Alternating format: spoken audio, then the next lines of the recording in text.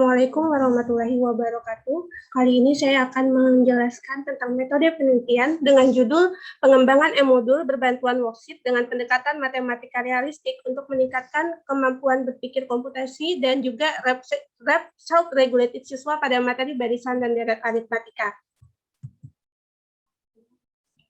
Pendahuluan, di sini ada latar belakang bahwa pendidikan adalah salah satu aspek yang paling penting dalam kehidupan, dan kemudian adalah kondisi situasi dan pandemi saat ini menjadikan salah satu aspek yang paling penting yaitu pendidikan berubah. Salah satunya ini juga berdampak kepada bagaimana merubah sistem pembelajaran yang awalnya menjadi yang tatap muka menjadi daring.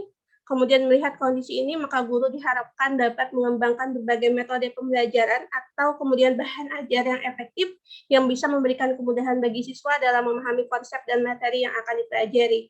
Nah, adapun aritmatika adalah salah satu materi yang dipelajari di kelas 11 dan juga merupakan salah satu materi yang cukup sulit juga untuk dipahami oleh siswa.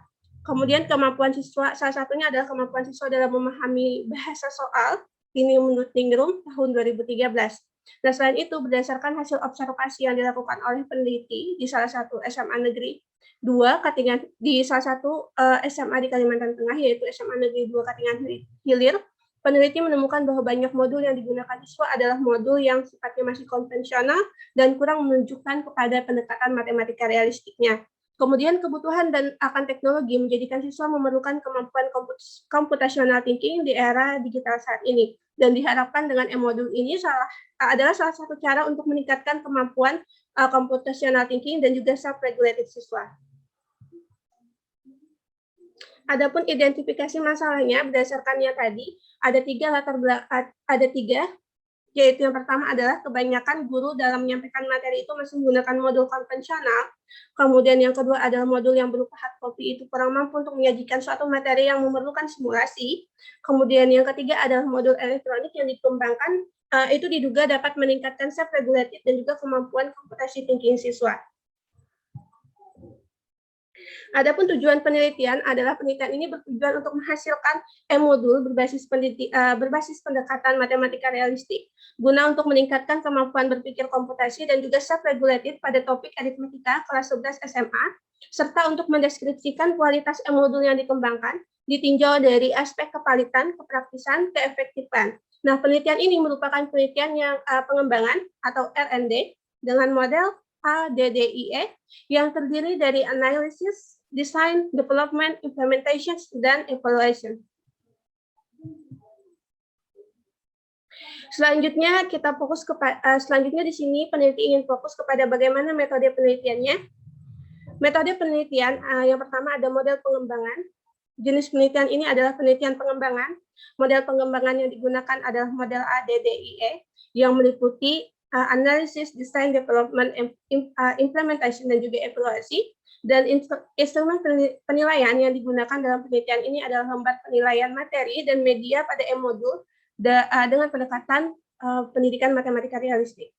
Kemudian lembar penilaian oleh guru dan angka respon siswa terhadap penggunaan e-modul, serta lembar observasi keterlaksanaan pembelajaran untuk mengukur kepraktisan dan tes hasil belajar siswa untuk mengukur keefektifannya. Kemudian uji coba penelitian ini dilaksanakan di SMA Negeri 2 Katingan Hilir kelas 11 dengan banyaknya siswa adalah 29 siswa, dan kemudian penelitian ini menghasilkan produk berupa e-modul dengan langkah-langkah yang sesuai dengan pendekatan matematika realistik. Yang pertama masih pada model pengembangan, di sini research and development atau R&D itu sendiri adalah merupakan salah satu jenis penelitian yang bertujuan untuk menghasilkan mengembangkan dan juga menyempurnakan produk yang telah ada sebelumnya dan dapat dipertanggungjawabkan hasilnya. Pada penelitian ini, penulis bertujuan untuk mengembangkan sebuah e-modul dengan pendekatan matematika realistik.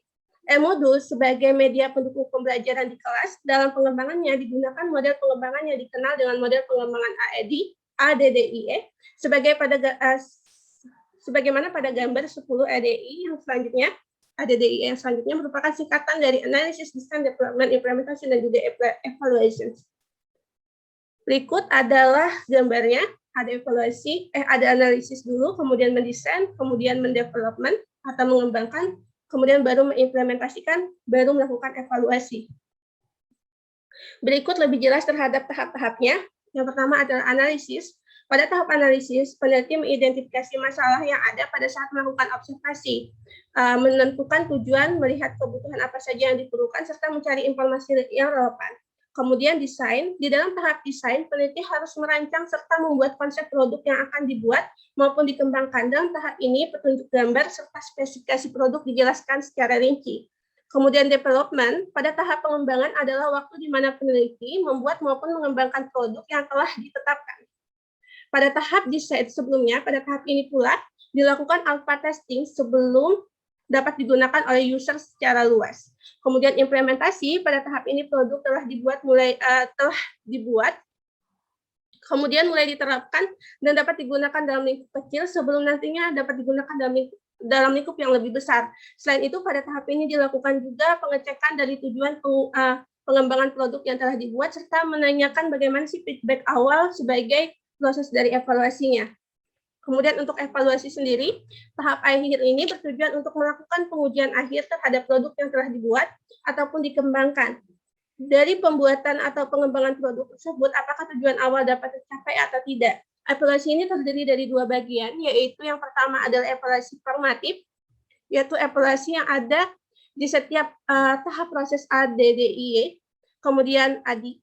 Kemudian yang kedua, evaluasi sumatif, yaitu proses pengumpulan data dalam implementasi untuk menentukan efektivitas dari tujuan melalui feedback yang diberikan oleh user produk yang telah dibuat. Kemudian yang kedua adalah bagaimana prosedur pengembangannya. Dalam pengembangan e-modul itu yang dibuat memiliki prosedur pengembangan yang lebih rinci, yaitu yang pertama adalah tahap analisis, yaitu tahap ini merupakan sebuah langkah awal untuk mencari permasalahan yang terjadi dalam kegiatan belajar mengajar peserta didik di sekolah. Tahap analisis ini pun juga dibagi menjadi dua, yaitu yang pertama need assessment. Pada tahap ini peneliti melakukan observasi terhadap bagaimana kegiatan belajar mengajar siswa. Kemudian yang kedua adalah front-end analysis. Tahap selanjutnya yaitu front-end analysis. Tahapan ini bertujuan untuk mengetahui segala kondisi yang terjadi di SMA Negeri 2 Katingan Hilir. Kemudian yang terakhir adalah tahap desainnya. Setelah berhasil menganalisis permasalahan yang terjadi, tahap selanjutnya adalah tahap desain, di mana pada tahap ini peneliti merencanakan proyek pengembangan produk berupa e-modul sebagai media pendukung. Sebagai media pendukung pembelajaran online di SMA Negeri 2 Katingan Hilir. Selain itu, peneliti juga dapat membuat materi pembelajaran yang sesuai dengan kondisi peserta didik yang ada, sehingga tujuan awal dari penelitian ini dapat tercapai. Kemudian tahap pengembangan pada tahapan ini, peneliti yang bertugas sebagai developer atau yang mengembangkan mulai mengerjakan proyek berupa e-modul berdasarkan hasil analisis serta desain yang telah dibuat sebelumnya. Jika proyek telah selesai dibuat, langkah berikutnya adalah melakukan alpha testing dengan beberapa ahli untuk menguji dari segi e-modul itu sendiri maupun materi ajar yang telah dibuat dalam e-modul itu. Kemudian yang keempat adalah tahap pelaksanaan atau implementasi. Tahap implementasi bertujuan untuk menguji produk yang telah dibuat secara langsung oleh user. Tahap ini juga dapat dikatakan sebagai tahap beta testing sebagai media pendukung pembelajaran oleh peserta didik di kelas 11 IPA 3 SMA Negeri 2 Katingan Hilir. Kemudian yang terakhir adalah tahap evaluasi. Tahap evaluasi merupakan tahapan akhir dari model pengembangan ADDIE. Evaluasi bertujuan untuk mengetahui hasil produk yang telah dibuat atau dikembangkan melalui feedback yang diberikan oleh para ahli, peserta didik, dan juga peserta didik melalui kuesioner yang telah disediakan. Kemudian ada desain uji coba. Yang pertama adalah desain rancangan. Desain rancangan ini dibuat untuk memaparkan gambaran dari produk desain rancangan ini. Itu bertujuan untuk mengetahui bagaimana fitur maupun kegiatan apa saja yang dapat dilakukan oleh user. Bentuk dari produk spesifikasi serta mengetahui kekurangan apa saja yang ada pada produk tersebut sehingga nantinya dapat diperbaiki atau dikembangkan di kemudian hari. Kemudian subjek uji cobanya pertama ada ahli media. Ahli media yaitu orang-orang yang ahli pada bidang penggunaan teknologi dalam pembelajaran yang bertujuan untuk menilai kualitas e-modul berdasarkan kriteria media yang telah dijelaskan pada bab 2 sebelumnya. Kemudian ahli materi yaitu orang yang ahli dalam pembuatan materi yang digunakan dalam e-modul nantinya. Kemudian yang ketiga siswa atau siswi kelas 11 IPA 3 yang akan memberikan feedback terkait implementasi pembelajaran online atau e-modul kerjasama negeri 2 Katikan Hilir itu sendiri. Kemudian teknik dan instrumen pengumpulan datanya. Yang pertama di sini ada observasi. Observasi ini ada dua. Pertama, peneliti melakukan observasi yang berperan serta atau participant observations. Kemudian yang kedua adalah observasi yang non-partisipan. Kemudian selanjutnya ada kuesioner.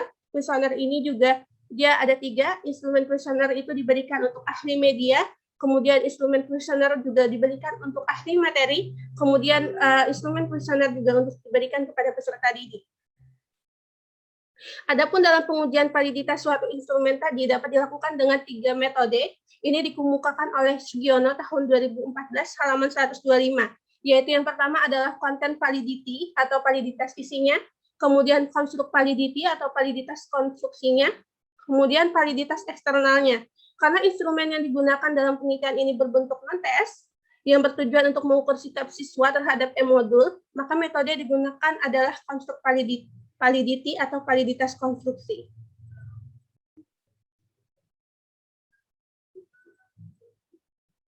Kemudian pengujian konstruk validity dapat dilakukan dengan beberapa cara, yaitu membuat instrumen yang sesuai dengan aspek yang akan diukur, meminta pertimbangan dari para ahli dalam bidangnya apakah instrumen dapat digunakan tanpa perbaikan dengan perbaikan, atau dengan perbaikan maupun diganti total, melakukan uji coba pada sampel yang telah ditentukan, kemudian setelah data ditabulasi, kemudian melakukan pengujian.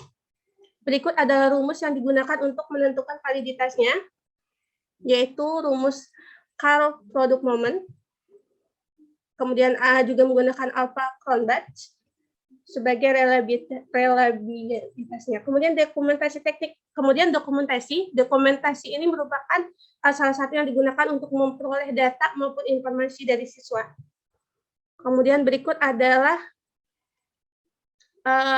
skor-skor yang digunakan untuk instrumen ahli media dan juga ahli materi, kemudian juga untuk skor siswa atau siswanya, kemudian juga konversi data kuantitatif menjadi data kualitatif.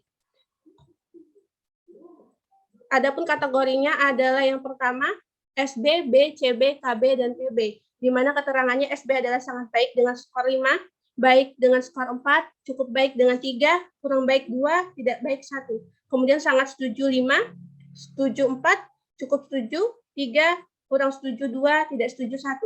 Kemudian rentang skornya dapat dilihat pada tabel berikut. Kemudian berikut adalah